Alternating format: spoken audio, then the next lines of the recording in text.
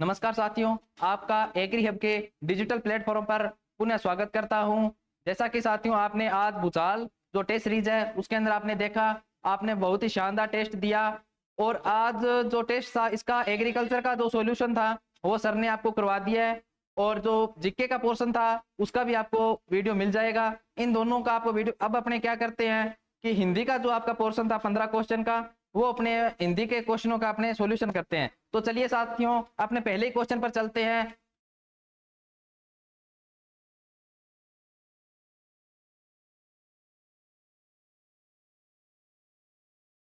और आपका पहला ही क्वेश्चन आपका गुण संधि का है। पहला क्वेश्चन आपका गुण संधि का दिया हुआ है और आपका पहला ही क्वेश्चन संधि से संबंधित है।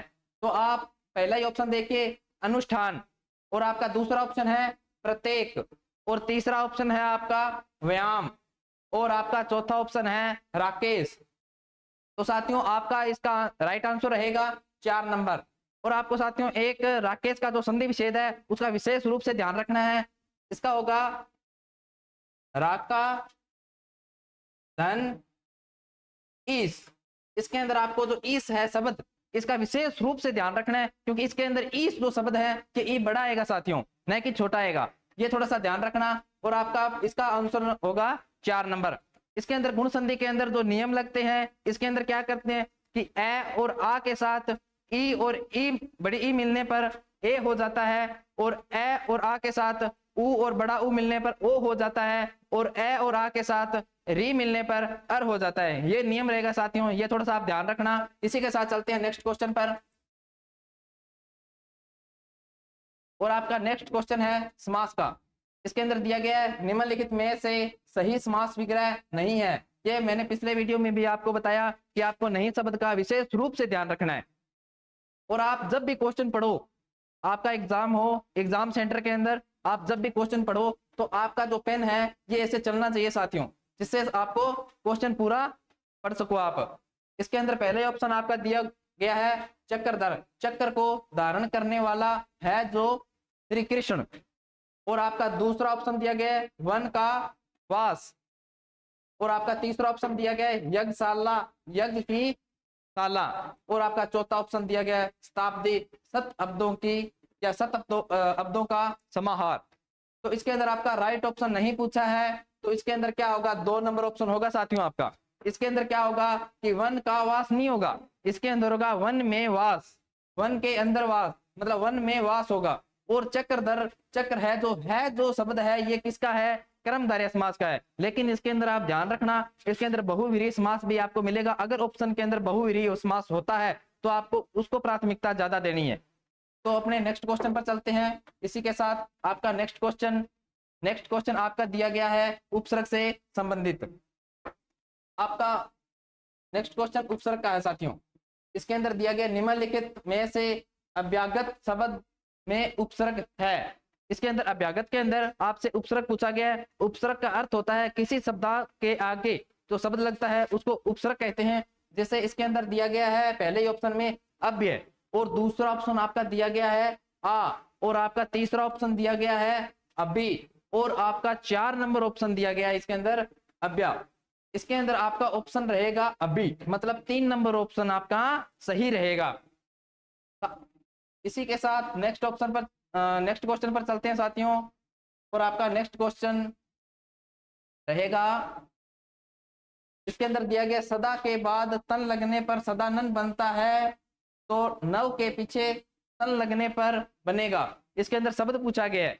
जैसे सदा के बाद, सदा अगर किसी शब्द के लगता है तो तन के, तो सदानंद बनता है जिस, और ये नव के पीछे तन लगने पर क्या बनेगा, ये शब्द है साथियों। इसके अंदर पहला ही ऑप्शन दिया गया आपका नव तन, और दूसरा दिया गया नवीन, और तीसरा ऑप्शन आपका दिया गया है नूतन, और 3 नंबर ऑप्शन आपका दिया गया है नवीनतन।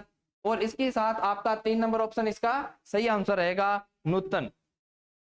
अपने नेक्स्ट क्वेश्चन पर चलते हैं।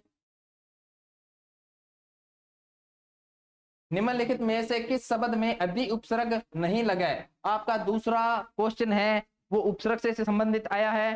तो आपने इसके अंदर देखते हैं कौन सा होगा। इसके अंदर नहीं पूछा गया है, इसके अंदर होगा अधि अध्यादेश, और दूसरा ऑप्शन है आपका अधिपति, और तीसरा ऑप्शन है आपका अधिग्रहण, और चौथा ऑप्शन है आपका अधोमुख।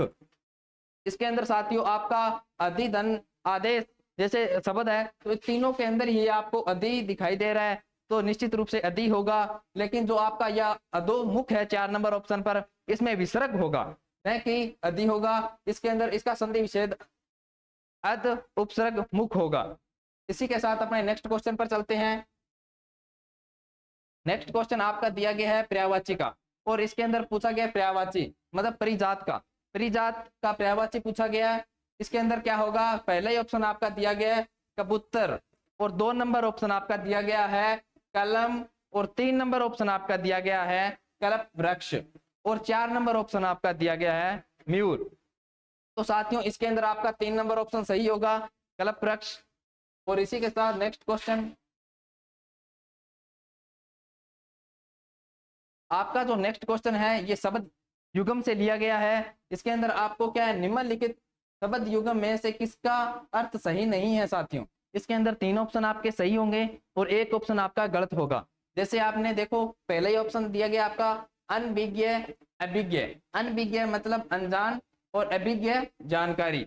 दूसरा ऑप्शन आपका दिया गया है अवधि और अवधि, ये ऑप्शन है जो इसका विशेष रूप से आप ध्यान रखना, मात्रा का डिफरेंस है, ज्यादा नहीं है, आपको ये ऑप्शन तो बहुत ही ज्यादा ध्यान देना है। जैसे अवधि समय और अवधि एक भाषा होती है, ठीक है। 3 नंबर आपका ऑप्शन दिया गया है अनल और अनिल, अनल का अर्थ होता है हवा और अनिल का आग।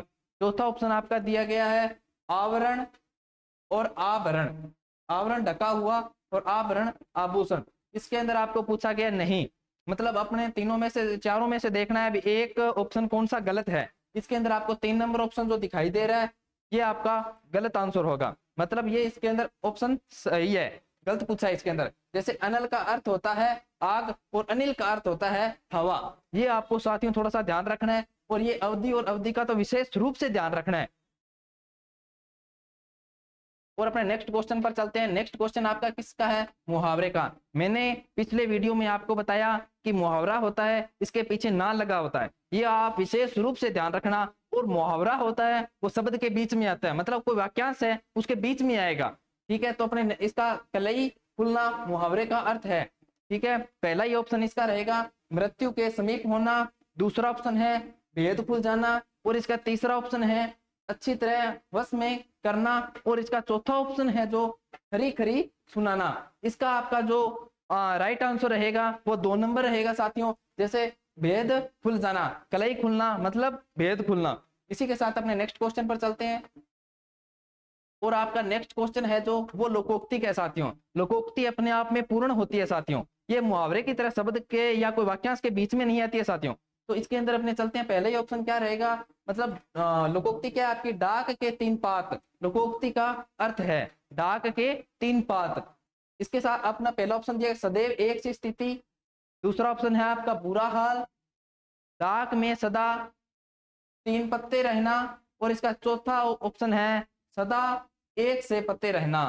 तो इसका जो राइट आंसर रहेगा वो अपना 1 नंबर रहेगा। इसके अंदर दिया गया सदा एक सी स्थिति रहना मतलब समान स्थिति रहना। और इसी के साथ चलते हैं अपने नेक्स्ट क्वेश्चन पर। और आपका जो नेक्स्ट क्वेश्चन है वो विलोम शब्द से है, और विलोम शब्द दिया गया, इसके अंदर पूछा गया निम्नलिखित में से सही विलोम शब्द नहीं है। इसके अंदर नहीं पूछा गया है, मतलब 3 ऑप्शन सही होंगे और 1 गलत होगा। इसी के साथ अनमूलन, अवमूल्यन, मूक का अर्थ होता है वाचाल, और उस शुष्क का उष्ण, और इसका सृष्टि का प्रलय। तो इसी के साथ इसका 1 नंबर ऑप्शन रहेगा अवमूल्यन का अवमूलन, ये अपना क्या है नहीं है। और अपने नेक्स्ट क्वेश्चन पर चलते हैं।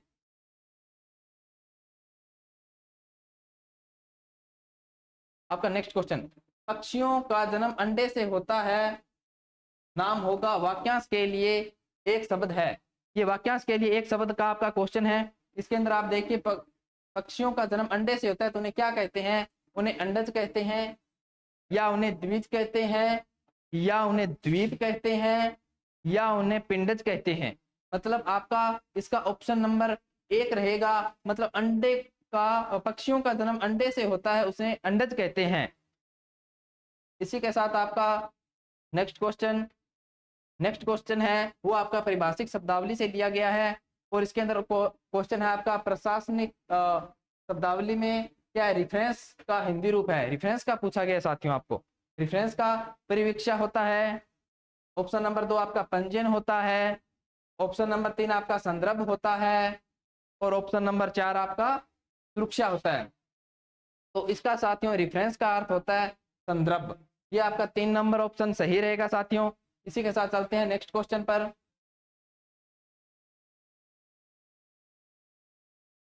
और आपका जो नेक्स्ट क्वेश्चन है, अमेंडमेंट के लिए सही परिभाषिक शब्द है, इसका पूछा गया है। इसके अंदर आपको 1 नंबर ऑप्शन दिया गया है सहमति, और नेक्स्ट ऑप्शन है आपका संशोधन, और ऑप्शन नंबर 3 है आपका परिवर्तन, और नेक्स्ट ऑप्शन है आपका अनुमोदन। इसके अंदर साथियों अमेंडमेंट का जो अर्थ है हिंदी रूपांतर वो होता है संशोधन। मतलब परिवर्तन और संशोधन के अंदर थोड़ा फर्क है साथियों। संशोधन होता है कोई चीज है उसके अंदर मतलब संशोधन कर देना, तो नॉर्मल परिवर्तन करना, ठीक है। तो आपका नेक्स्ट क्वेश्चन है वाक्य के लिए, मतलब इसके अंदर क्या दिया गया, निम्नलिखित में से अशुद्ध वाक्य का चयन कीजिए। इसके अंदर क्या है, 3 सही है और 1 गलत होगा। इसी के साथ अपने चलते हैं। पहला ही ऑप्शन आपका क्या रहेगा, मैं सोमवार को यहाँ पहुंच जाऊंगा, ठीक है साथियों। आपका नेक्स्ट ऑप्शन क्या है, ये पुस्तकें किसकी है, और इसी के साथ आपका नेक्स्ट ऑप्शन रहेगा मैं सकुशलता पूर्वक हूं, और आपका नेक्स्ट ऑप्शन है वो है राम से अनजाने में गिलास टूट गया। इसके अंदर आपका ऑप्शन नंबर क्या रहेगा, 3 रहेगा साथियों। इसके अंदर क्या पूछा गया है, अशुद्ध वाक्य पूछा गया है साथियों। इसके अंदर आपको सकुशलता पूर्वक शब्द दिखाई दे रहा होगा साथियों। इसका आपको विशेष पूर्वक ध्यान रखना है। सकुशलता पूर्वक का आपको क्या है कि सकुशलता अगर शब्द होता तो ये शब्द सही होता, लेकिन इसके साथ ही पूर्वक मिल गया। अगर कुशलता पूर्वक शब्द होता तो ये सही होता, लेकिन यहाँ पर स और पूर्वक दोनों साथ कभी नहीं आएंगे साथियों। तो इसी के साथ अपने नेक्स्ट क्वेश्चन और आपका आज का हिंदी का अंतिम क्वेश्चन, और ये आपका क्या है, निर्निमेष शब्द में कौन सा उपसर्ग है।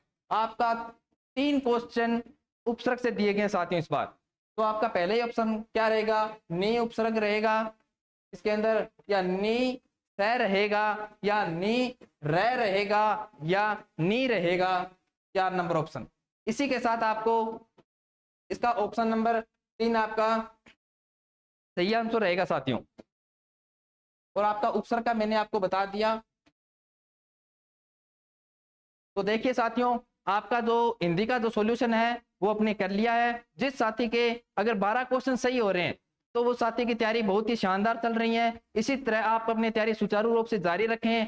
नेक्स्ट वीडियो में मिलेंगे, अगर आप नेक्स्ट जो टेस्ट सीरीज होगी उसकी वीडियो मिलेंगे आपको। थैंक यू, धन्यवाद साथियों।